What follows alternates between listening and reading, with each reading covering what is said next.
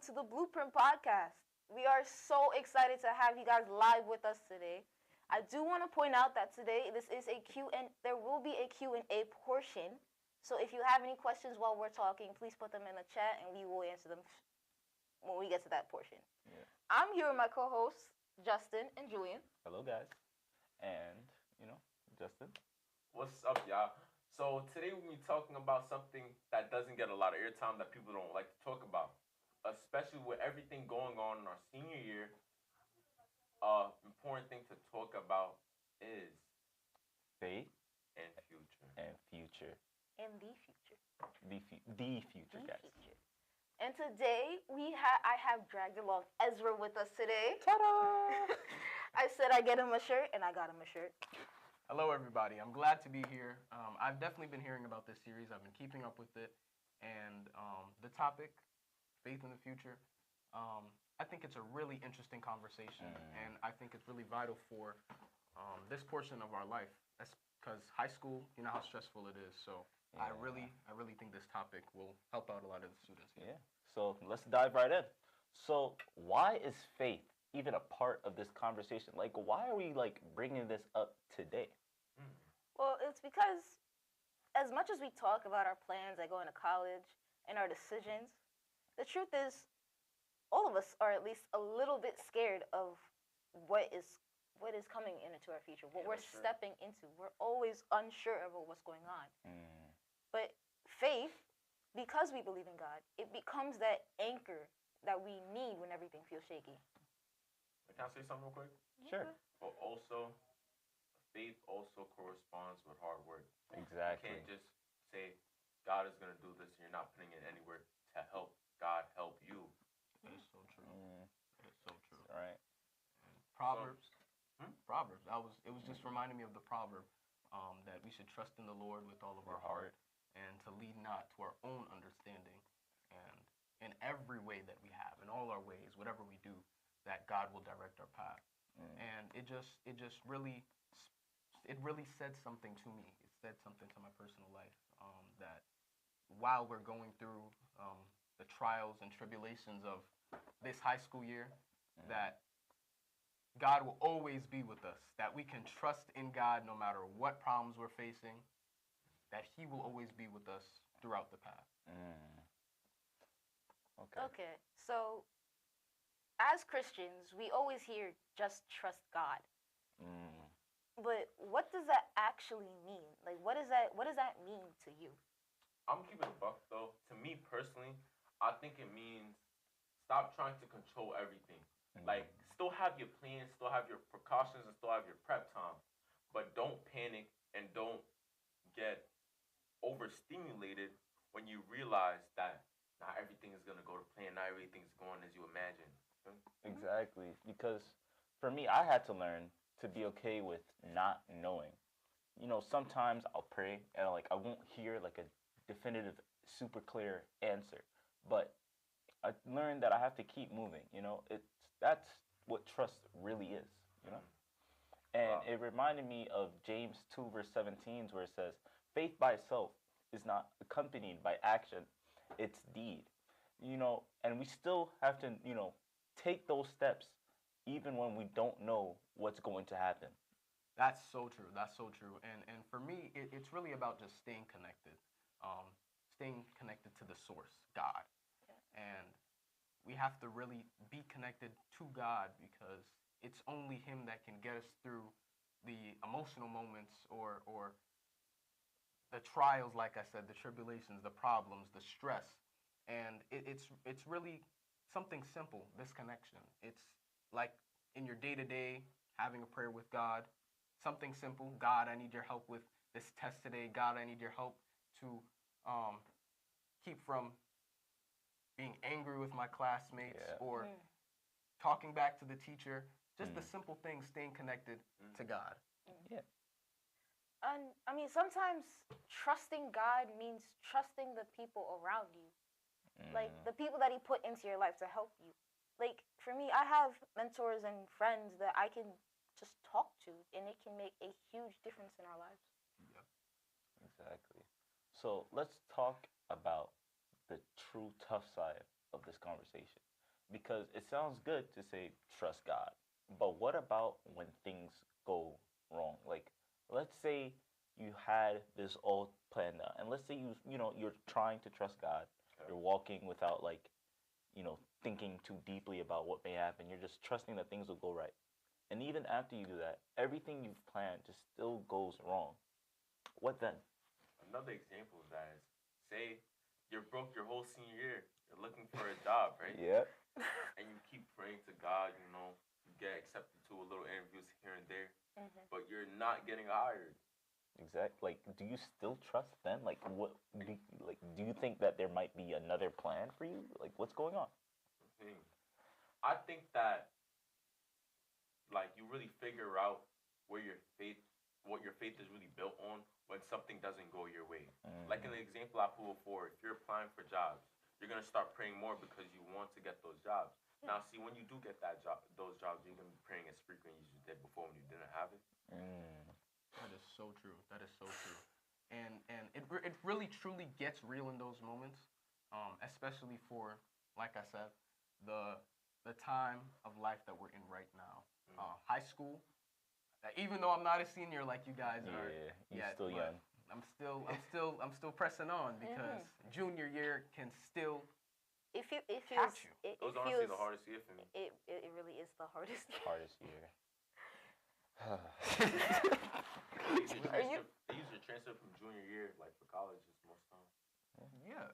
So it really gets hard. It really gets hard, but sometimes you don't feel that like spiritual embrace from God. You feel like you're lost, you're alone, you're in darkness. You have nobody to tell you where you're going. And that's definitely how it can feel throughout this time in your life. I mean, it's okay to admit that it's hard to keep moving on in your life. Yeah. I mean, that's a part of being faith. It's faith during the hardships. It means being honest with God. And like Miss Lawrence makes us repeat every single time we have a class. And we know that in all things, God works for the good of those who love Him, who have been called according to His purpose. And that's absolutely so right, because it's all about not rushing the process. Faith grows in the waiting, Okay, so I'm not sure if we have any questions yet. I'm going to ask Jerry to tell me. Any questions? Okay, we don't. What? I do want to open it up to our audience, the students around us. And if you're watching this later, I do want to open these up to put a question in the comment, and we will take some time and answer them later.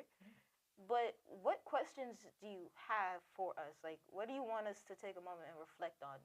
Yeah, like, tell us anything that, is on your mind. Just ask us any question, if you had a question about, like, the past segments or even maybe some of the past episodes. Or current questions now. Current questions, Something about us. It doesn't matter. We just want to hear your questions and answer them. Give us your input,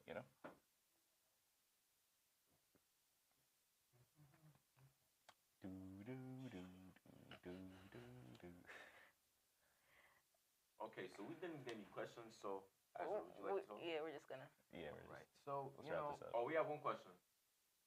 What does that say? Jeremiah, if you don't mind reading. Yeah.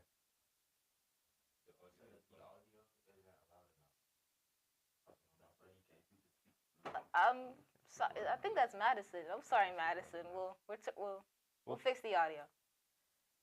But until then, technical difficulties. I'm so sorry, guys. This conversation reminded me that we're not alone in this. Faith isn't about being perfect or knowing everything. It's about staying grounded. Yeah. That is so true. So true. Because, with faith like a mustard seed. With faith like a mustard seed. You can move any mountain. Move mountains. That is so true. Yeah. Yup, trust doesn't always feel good, but it's worth it. Right? God doesn't ask us to have answers.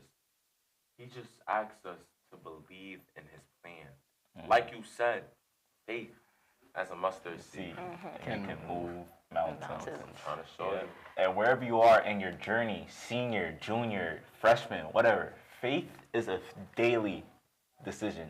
And you can start today. I just realized that we kind of just skipped over the middle kid, the sophomores. The sophomores, yes. I feel like Listen, but low key though, I feel like sophomore is just like a filler year.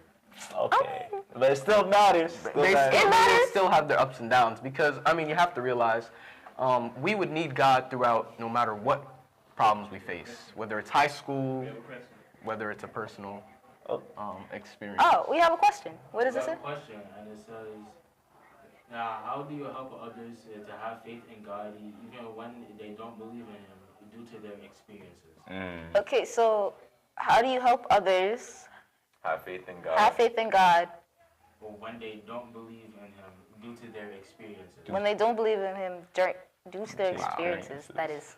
Honestly, Really good question. I feel like with people that wouldn't really like try and understand God in that moment, I feel like you have to show your personal experiences, even though, because you said that they don't have personal experiences of their own, so you have to share your personal experiences and try to show them an example of how you started here, but through God you got there, or through that experience how it helped you become a better person, or how it gave you a better like outlook on life. Exactly. I do want to say, don't make it seem like you're being condescending, because a lot of people, we all go to church. You all know that sometimes they'll start talking about God, and it And you becomes get bored. you get bored, or it becomes all about that one person. You're just like, how does this relate to me? I would say make it relatable to the person so that one, they don't get bored. Find something that would interest that person to catch them in the world of our religion. Yeah. I feel like just don't force it upon them. Don't make it sound like you preaching on them. Like no one's trying to hear that. Yeah, no one wants to be preached to if they don't I'm believe in saying, God. Bro, just talk to them like you. Just talk to them regular. Like that's your meetings. That's your friend. And that's definitely how it should start. I want to add on to what Justin was saying. You can't tell them to trust in somebody they don't believe in. Yeah. So I think you would have to start off first with, say, a testimony or how God has brought you through this. Even though they don't believe, they will see that You changed. you changed, or the problem that you were so deep in, that problem that you were so held by, so trapped by, that it was only an unearthly being that could have saved you from that problem. That's why people do say that people are looking at you as an example. So if you're over here just doing a whole bunch of things, right? Yeah. And after that you want to come to them talking about God, they're going to look at you like, you shine. Right? They're gonna look at you different, but yeah. I hope that helped. I see that we also have some other questions. Can you read those out? Another person asks, how fast does your faith come into play? How fast does your faith come into play? Personally, I would say that faith doesn't just happen spontaneously. It's something you got to build on. Yeah, it's something you have to build, and it really grows with you. Like as you start the situation, whatever you're going through, you may not have faith that things are gonna go your way. Like you may lose all hope and stuff like that. But it's like as you continue to go on and you see certain things start to change, I feel like that's when you really start building your faith. Like, okay, all right, if I just continue to press on and take these steps, maybe, just maybe, things will change for the better for me, and I can just trust that my situation isn't permanent; it's temporary. And I do want to add on that sometimes faith, it never hits you like a train, ever. It's always a slow, personal experience. Not someone else's experience with God is not going to be your experience with God. Exactly. So I would say, how fast does your faith come into play? I would say it depends on your personal growth. Yeah. And that's why I said in the beginning that it's really a connection, because it depends on how strong your connection is with God, that the minute some problem comes your way, the minute somebody comes to ruin your plan or ruin your day, that you will immediately turn to God. But some people, they would probably call their friend, their closest friend, probably their mom, their dad, a cousin, a grandma. They're calling other people, but they're not going to go to God first, because maybe the connection with that other person is stronger. It's deeper. You know what I'm saying? So I think your faith really depends on how strong your connection is with God. And even if you're building that faith and that trust with God, Right. again, it is a personal growth. We can't predict how fast your faith is gonna hit you. It is again up to you. Yes, your personal relationship. All right. I'll see that we have some more questions. Can you read those to us? Another person asks, what situations have you faced where your faith has been tested? Where my faith has been tested. Finals. Yes, finals. Finals. They are coming up, and it is It is like stressful. Like it's like knowing that this affects your grades so much. Like that's where like I really start to think like if I mess this up, You mess up everything. I'm done. Like I'm cooked. Oh, and earth science. Earth science. Earth science. For all my juniors and sophomores who are taking I earth think science. some freshmen are taking it too. Oh yeah, some freshmen. For all those who are taking earth science, I really pray for you. Like genuinely. That class is where my faith tested me because I had no faith. I had no faith that I was gonna pass that class. Okay. What's the question again? It was what situations has like really tested your faith? I feel like me personally, a situation that tested my faith was when my pops died. Like, cause when he was in the hospital and stuff like that, I was always praying to God. I was like, yo, I hope he get better and stuff like that. And then when he died, I was like, none of my prayers worked, and I was thinking like that his friends were gonna help, but his friends robbed him after he died. I was like, that's kind of crazy. So is God really there? But Yeah.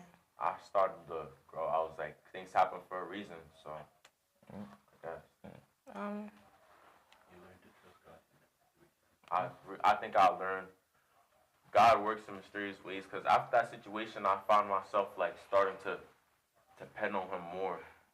I learned lessons from my father's life before he died, and I think that happened for a reason. So, Yeah. Personally, I don't. Maybe my faith has been tested, and I haven't realized it yet. But Oh. I don't think I've ever had a time where my faith has been tested Me neither. to a point where The only thing I can think of is really finals and college and earth science. Earth. I think for me, there's been a lot of situations where my faith has been tested. I can definitely count two. One situation where my faith was tested is one of my cousins, my older cousins. He passed. He had cancer, and he lived in Texas, and it was the first time I went to Texas. And he was a really cool guy. He was a really cool guy. We weren't close. We didn't get to really get close, but from my interactions with him while he was alive, he really was a really great guy. He was in the Army, and I got to meet his sons, his one daughter, and his wife. They were all really kind. So when he died, it was just like, wow. And like you said, I've been to church my whole life. So, but in that moment, it tested my faith, because when I was there, it seemed like he was getting better. Because he never showed that he was suffering. Like he was sick. That he was sick. But we all knew that he had the cancer. But he was always smiling. Even to when I was at the airport, he was leaving, and even to that moment, my faith was tested. My faith was definitely tested. But I learned to trust in God, because I realized that God is the one who keeps us throughout all of our problems. God is the one who picks us up when we're down. So I really learned to trust in God in that moment. And another instance, I can definitely say where my faith was definitely tested. Anytime I had to speak publicly. Anytime. Anytime I had to speak publicly, my faith was definitely tested, because not a lot of people know it, but like my nerves, I get anxious. Of course, the palms get sweaty, but my faith was definitely tested, because even if it's like a small crowd, when it gets to that moment where I have to speak, it's like, all right, I can't mess this up. I have words in front of me. I have to look up, I have to look down. and then you guys know. And trying to memorize what you're going to say. I got to memorize what Yeah. I'm going to say. And then, you know, obviously I can't see too well, so then the words have to be big, the words could be small, all of those little things. And you like them bigger. right. And if the words that are, if they're clearer, of course it would do better for me, but it's really just for me to step out in faith and know that God is going to be there with me. God's going to catch me.